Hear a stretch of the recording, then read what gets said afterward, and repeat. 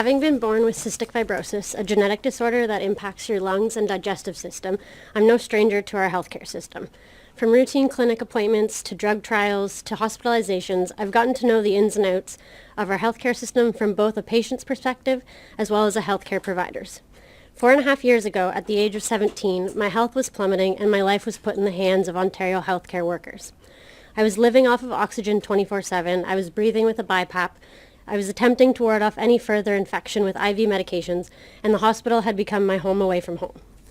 At this point in time, my healthcare team in London had transferred me over to the St. Michael's Hospital in Toronto, who took care of me and prepared me for my wait for a double lung transplant. I fortunately waited only 11 days for new lungs, and then my new team of doctors at Toronto General Hospital took over as my primary caregivers.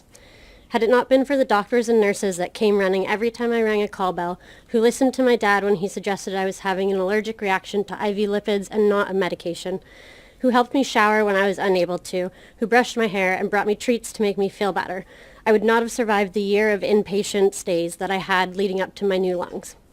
Had it not been for the respiratory technicians, the dietitians, the physiotherapists, and the social workers who came in to work with me on a daily basis, who built relationships with me, and who ensured that they were doing everything they possibly could to make sure that I was feeling good, I would not be here today. This summer, I was able to hike a mountain in Banff. All of this would not have been possible without the doctors, nurses, and my entire healthcare team here in Ontario, who promised me I would make it to receive my transplant. They worked holidays, weekends, answered any texts, phone calls, and emails I sent, and they made their lives revolve around myself and my health.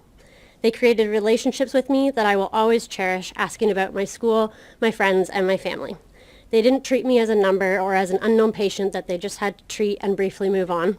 They cared about me, and that's what makes our healthcare so special. With cuts being made to our current healthcare system, it is putting a strain on the workers who are already stretched far and few between numerous patients. This makes doing their basic job of administering medication and treating patients more difficult and stressful, and they are unable to create the special bonds like the ones I have experienced.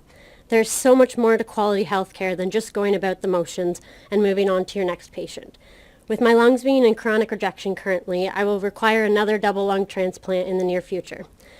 I hope to be able to experience the same high quality of care that I have been blessed with for the past 22 years of my life.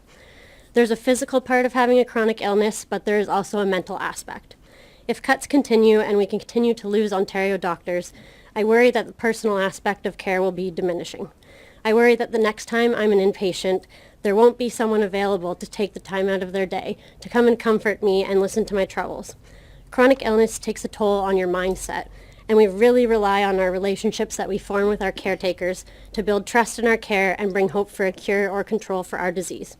4 years ago, I was told I was dying, and today I'm 22, still kicking, thanks to my healthcare team here in Ontario.